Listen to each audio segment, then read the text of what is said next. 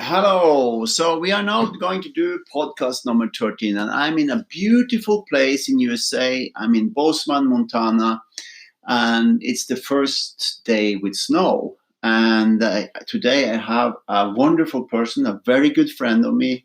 I know him for many years, and his name is Martin Fisher, and you can introduce yourself first. Good morning, everybody. My name is Martin Fisher. I'm a Natural Energy 5, and I've been working with this discovery for the better part of 10 years. I'm proud to say that I was the first person my wife identified on her own. And since that point, we've been working with 9,000 people, helping everybody understand what their natural energy is. What is it that their physiology informs them about? Oh, but before we go into that, how is your route to reach Susan? How did you?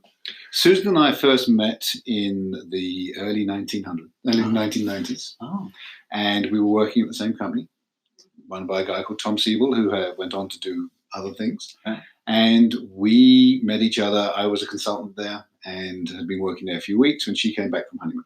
Mm-hmm. She had just married the father of her 3 kids.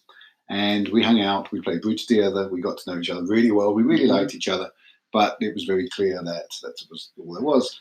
I was around just after her first baby was born. I met Phoenix when she was days old, and then we stayed friends, still played bridge, and then by the time she was pregnant with the second baby, I decided to move on and move to pastures new, which I duly did. But you're from England. I'm from England, yes. I graduated from Manchester Institute of Technology in 1980. And my drive was to be in computers. My dad taught me binary when I was 9. Yeah. He was one of the first programmers in the world. Yeah. And computing was always the thing that I knew how to do. So you have been in Silicon Valley? I went to Silicon Valley in 1981, was there for a year, went back to the UK to start a master's, came back to the US in 1983 without having finished my master's. And basically, I've been in the US ever since. I became a citizen in 1996, and I'm on my 3rd passport. Yeah. So I consider myself American with an English accent. And you like airplanes because? I was actually, when I was a baby, my mother put me in the garden under the approach to what was then Heathrow Airport. And so my self-calming happened as the airplanes flew over my head. And I started to build model airplanes when I was 10. I had them attached to the ceiling in my room, and I always wanted to become a pilot, but my eyes were never up for it. And although my best friend at school managed to become a pilot by going through the British Airways system, I became a pilot by going to Silicon Valley. I arrived in Silicon Valley in May. I had my pilot's license by December. And I was lucky enough through my work at Yahoo to be able to afford to actually get to be a jet pilot. And then I spent the early 2000s flying jets commercially for a company called Pacific Jet in California. So I have a personal opinion about you, that you're very, very smart. Thank you. So I'm wondering about, when did you know that you were very smart? I appreciate the compliment. Thank you. Thank you. I see myself as very able to get concepts together and somewhat fairly good at describing concepts. It depends on what one's definition of smart is. I don't have a hugely amazing intuition about new things. If someone says, how do I solve this problem? I'm really good at solving problems. In terms of how do what we currently know become something new, I can do that. But I'm not going to come up with this amazing new idea very often. Like, I'm not Steve Jobs. I couldn't come up with this idea about making a whole new interface so that everyone has a computer in their room. But if someone says, let's do that, I can certainly help that build. And when I learned to do computers in the 1980s, nothing's changed. The concepts have changed. Things are smaller, things are faster, but the general concepts are still changed. So while I am good at knowing stuff, I don't see myself as smart the way that some people are smart. I mean, I'm not going to sit down and come up with a great new mathematical idea. So I'm intelligent and by some measures smart, but I wouldn't call myself a genius. But if we take the airplane and we go up in the air and we look at 9 energy, what is it? 9 energy is a way to understand our human condition. In my world as a Natural Energy 5, the context that 9 energies provides is amazingly useful. Just stop and re-ask the question. Okay. Definitely. Okay, we got a little bit distracted by a phone ringing, so we are back again with the same question. And what was the question, Martin? The question was, from the 30,000 foot view, what is 9 energies? Yeah. And the answer is very much about context. My world, Natural Energy 5, I have an understanding, which is unique to me, so each of us has our own understanding, about how things fit together.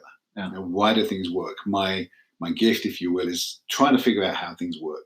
As a 5, I'm pretty sure at some level that I can learn anything I need to learn.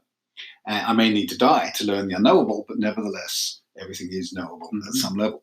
So for me, 9 energies is a perfect answer to where the world is right now. It is, where do people think? Where do they interact with each other? What are they missing in their lives? How can they grow? Because my goal is twofold. It's helping people understand that there's more. There's a wholeness that can be achieved by understanding all these 9 energies. And it's also understanding the spirituality of life. I think there is a spiritual element to us all that is either acknowledged or not acknowledged, depending on one's background. I'm not saying there's necessarily the right religion, but there is a definite awareness, at least to me, and I believe part of my role is helping other people understand that there is a spiritual element to our lives that is more than just our physical body. And 9 energies is part of that, because as we experience the physical and become more aware of our physical, we also become more aware of our spiritual. We've started to coin the term physio-spiritual. So if we say that spiritual is here and physical is here, what is spiritual? Spiritual is anything to me that's not physical. So there is a school of thought that we have, you know, the ability to read other people's minds, determine the future, move things with our bodies. What we ask people when we're working with them with 9 energies is not to disbelieve. What is the magic that you believe that you can do in your body, that as a child there were all these possibilities? I think there's a reason why things like Harry Potter and all the other magic things appeal to many, many people. Not everybody, for sure. And not everybody is attached or connected to the idea that there is a more than the physical. But I believe that part of my role as a Natural Energy 5 is helping people understand the possibility that there is more than just our physical reality. So the disbelief is that not getting attached to what you believe. Is that what you mean? Well, it's maybe, as an example, I'll say that many people with your Natural Energy 3 believe when you're a child that you have an imaginary friend. And it's pretty clear to me, and I'm willing to accept, that those friends are not imaginary. They are an element of another energy that you're connected to, that you can see, that for sure your parents couldn't see, and your brothers and sisters probably couldn't see.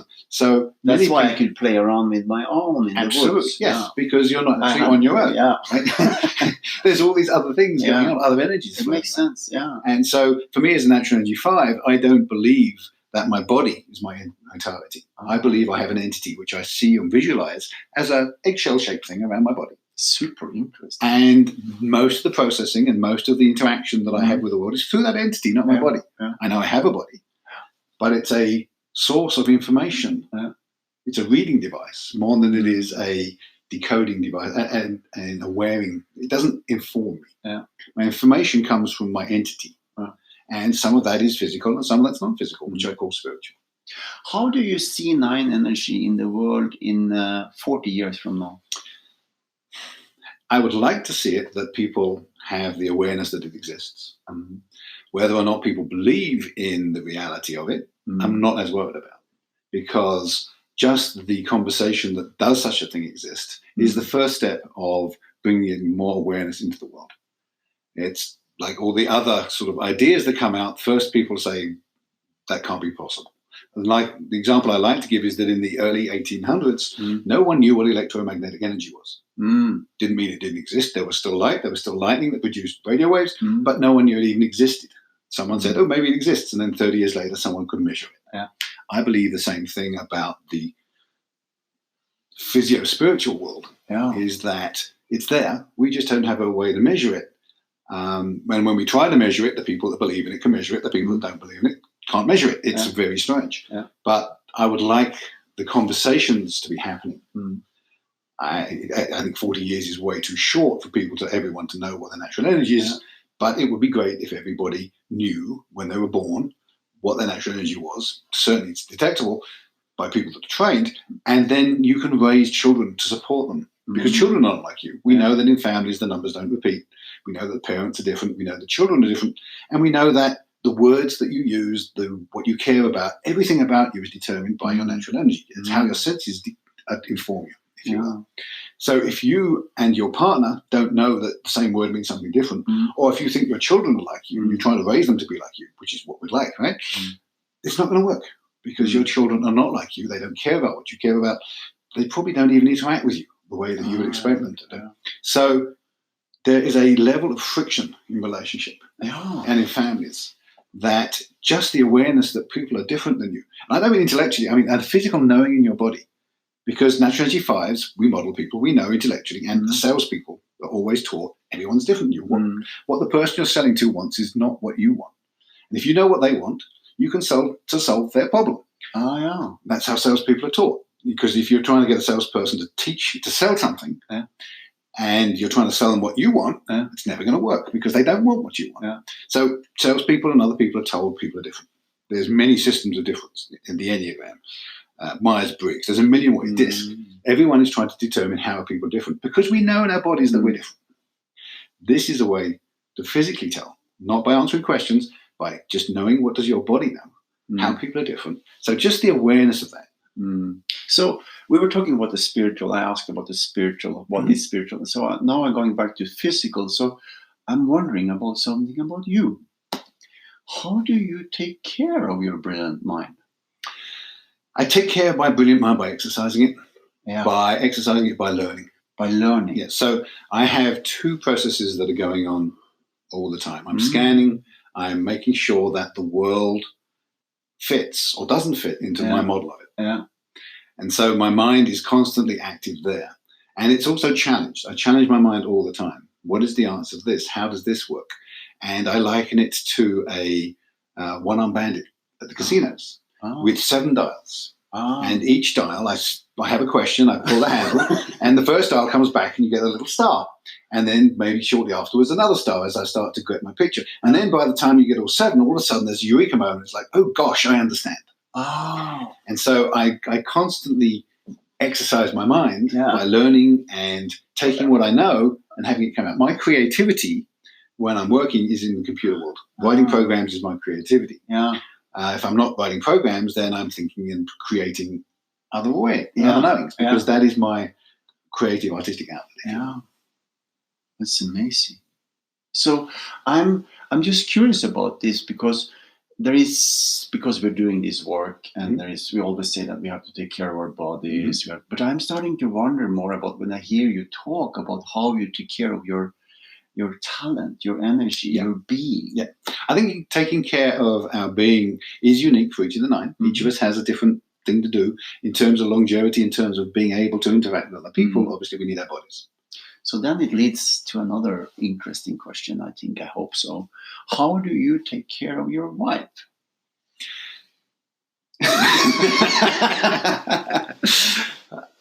I take care of my wife by giving her the space to grow into what my 5-ness sees as what her growth possibility could be.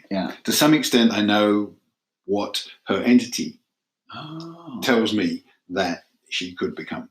And so I try and give her space to go there. I don't push her there because you don't want to push someone. You need to give them the space. And sometimes that's a mistake in that my entity doesn't quite understand. So I'm giving her space in not necessarily the right place. She's a natural energy 6. She's a natural energy 6. So for natural energy 5, I scout out possibilities. So I think to myself, or I read, however you want to look at it, there's this possibility for Susan, my wife, to become this great whatever.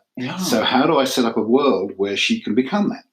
And sometimes she decides, quite rightly, there's no right or wrong in how we interact, that that's a different path she wants to be on. So now I look at that path and say, okay, how can I clear that path for her? How can I go ahead and make things easy for her to move down that path?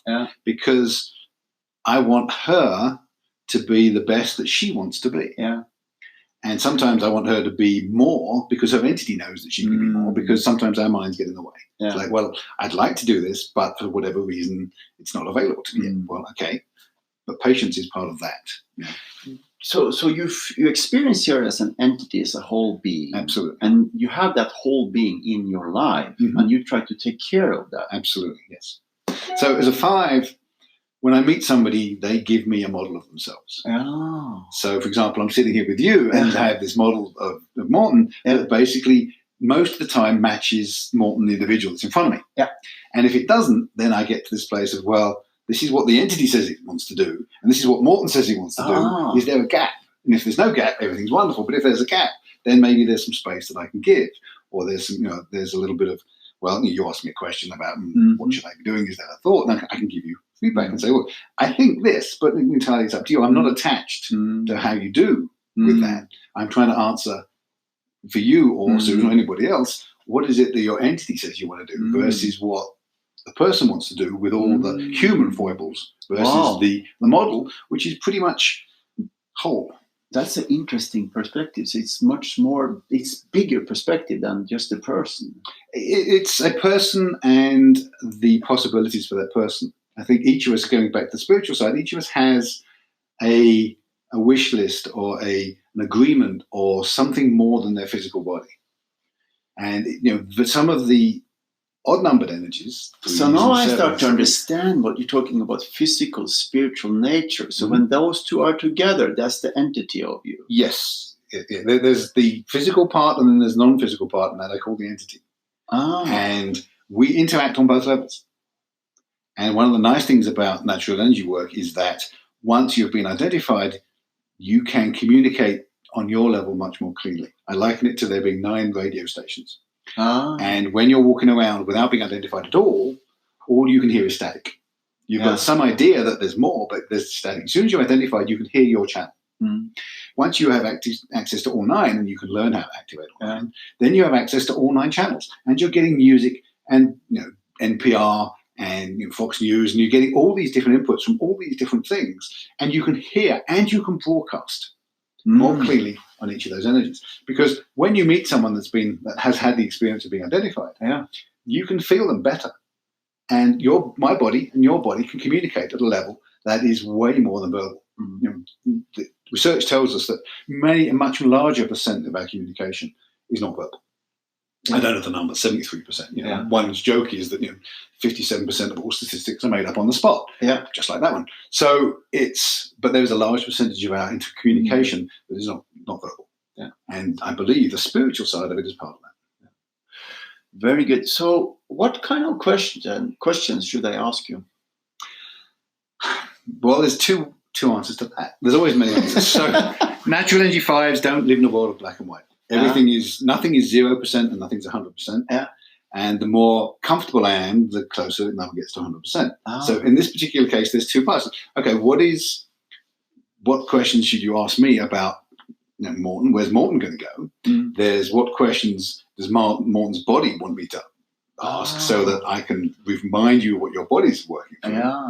And then there's this sort of the bigger picture. Yeah. I mean, to me, my first question to you would be, what is your bigger picture for this work? Yeah. Right? It's not about what's your view. It's about what's your bigger picture. Yeah. And then there's what is missing in your spiritual life? What is that gap? Yeah. What is missing in your spiritual life? In my spiritual life, the voices, the guides, if you will, want me to emphasize the spiritual as much or more than the physical. Because I believe that natural energy 1s, natural energy 5s are the most directly connected to that spiritual energy. And my job is to emphasize to people that there is this spiritual energy, and we need to, who knows, be at least becoming aware of that and embracing it if that's the path that we feel drawn to. I think there is a split in the world where people consider that there is religion and non-religion, but there is also a spirituality that is neither. And just because there is spirituality doesn't necessarily mean you even need to believe in a higher power. There is just other energy out there. My personal belief is there are higher powers, plural, and that the spirituality is floating around. There's an energy. There is stuff out there that we haven't been able yet, deliberately or not, to decode, discover, measure. So if we land this airplane and we put it on the ground and we put you on the ground and you lay on the ground and you look up, do you see things or do you hear things or do you take them in? I am aware of things. So as a natural energy 5, my eyes are scanning, but I can turn my eyes off and still get input. But it is, the signs are always there. The indications are always there. You just have to know that you have to not disbelieve again, that there's something that you're aware of. And what I tend to do in some situations is that I will take an awareness and give it human form so that I can actually work with it. But that doesn't have to be there, that it's there or not. One of the things that always amuses me is that we believe that we hear with our ears. And there's a million years of scientific measurement that says our ears do all the decoding and the rest of it. We have these things, hairs in our ears, etc., etc. But if you think about it, our bodies are mostly water. Sound goes through water way faster than it goes through air, 6-9 times, whatever the number is. So if sound hits our body, the sound vibrates through the water in our body to our head way faster than it gets to our ears. So there's all sorts of accepted answers that I think are either distracting or not quite complete. And some of that is this awareness of spiritual energy. And the Western world has left some of that behind, with the exception of what used to be Russia. They've been, since the Second World War and onwards, doing a lot of research on this stuff, way more than the US has. No good, not bad. It's just that they're further down the path of doing that work. There are people that believe they have detectors for this spiritual energy. There's an organization in San Diego and others. So it's coming. But what we like to know about nine energies is that it gives us a context and an explanation for some of this stuff. Is it any time that your beautiful mind is not working? Like working on something, I mean? No. Because I was about to ask, what are you doing then? What is your... So things like if I'm meditating, all meditation does, it clears up the path for the wheels to keep spinning. My most useful times are just before I go to sleep and just after I wake up in the morning, when I'm in this transient state between conscious and unconscious. And that's when the most important, the most interesting things come. And the shower. Those are the places where I get the most insight all of a sudden. The rest of the time is processing. But the ability to not disbelieve the information that's coming is the strongest there. Beautiful. Wow, that's a lot of information. I think I need to look back and listen to this podcast many times to get everything that you have been talking about. Is there anything else that we should ask you about? I say we because well, one of the interesting things about Natural Energy 5 and I think Natural Energy 4 is that we know that time is a human construct. Oh, that's a human construct. Yeah, there is certainly, if you look at quantum mechanics, which may or may not be, but there is a quantum mechanics. And quantum mechanics tells us that what we look at and how we observe affects the outcome. It also tells us that there are possibly many multiverses that are happening all at once. There are various theories about how time works. And of course, there is the traditional / real versions of things. And then there's the non-traditional / not real, because they're not real because no one thinks about it.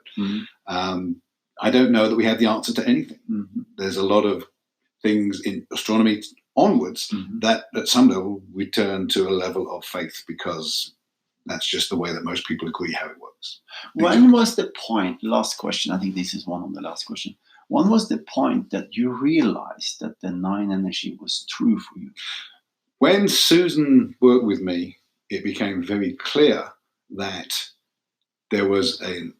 she was able to see who I was and explain who I was, and that made a lot of sense. And my understanding and the understanding that she had at the time was nowhere near 100% accurate, but it was way past 60%, it was 60, 70%. And as we've gone over the last 10 years and worked to make our understanding stronger and work to more people, getting more information, and threw away some of the things that weren't serving the work and got more things that were. It's become to the 99.5%. So my confidence that it was real and important happened probably in 2011, 2012. It was very clear going to Burning Man in 2012 that this was my role, was to support this work.